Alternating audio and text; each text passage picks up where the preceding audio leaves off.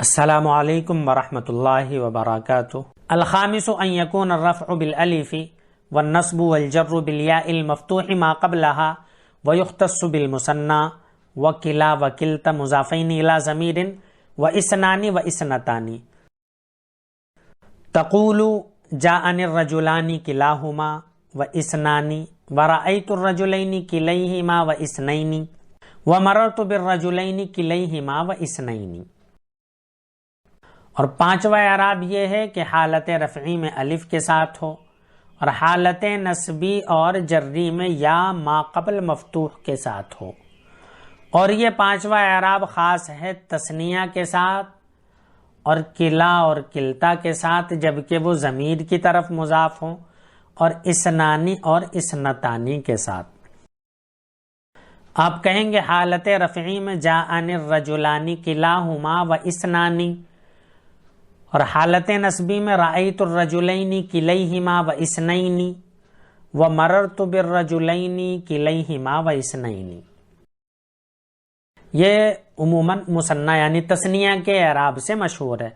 جو جتنے بھی اسماء تثنیہ ہوں گے ان سب کا اعراب یہی ہوگا۔ تو یہ گویا کہ جنس انہوں نے ذکر کر دی، اور جنس ذکر کرنے کے ساتھ ساتھ اور چار لفظ بڑھا دیے ہیں۔ دو تو کلا اور کلتا ہیں، لیکن ان کے ساتھ شرط ہے کہ ان پر یہ تثنیہ والا اعراب اس وقت آئے گا جبکہ یہ ضمیر کی طرف مضاف ہوں۔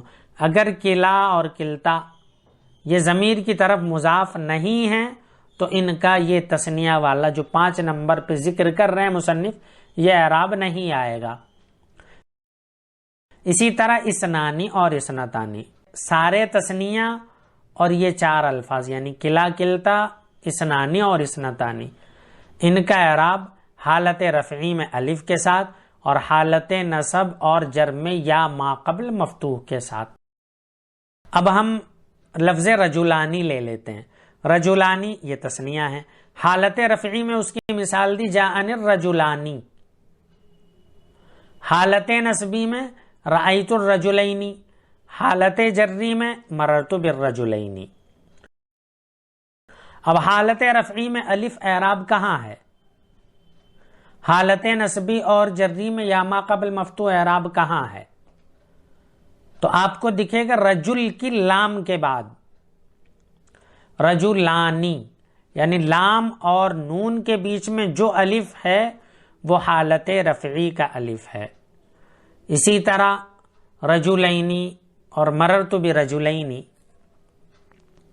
ان میں بھی جو اعراب ہے وہ لام اور نون کے بیچ میں ہے۔ نون سے پہلے یا ہے اور یا سے پہلے مفتوح ہے، رجلین، لام کے اوپر فتحہ ہے۔ اسی طرح مررت برجلین۔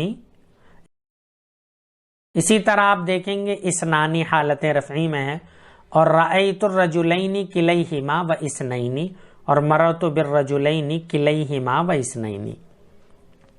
تو حالت نصبی اور جری میں اعراب ایک ہی ہے، وہ کیا ہے؟ یا اور اس سے پہلے والا حرف مفتوح، یعنی یا ساکنہ اور اس سے پہلے والا حرف مفتوح۔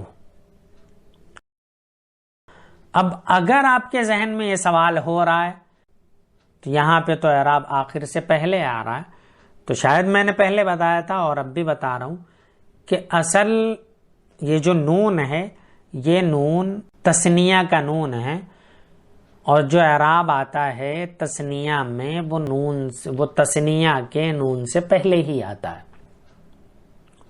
تثنیہ میں اعراب آخری حرف پر نہیں آتا ہے، آخری حرف تثنیہ کا ہمیشہ نون ہوتا ہے۔ اس سے پہلے یا تو الف آئے گا، الف ہے تو حالت رفعی میں ہے، یا ما قبل مفتوح ہے تو حالت نصبی یا جری میں سے کسی ایک حالت میں ہے۔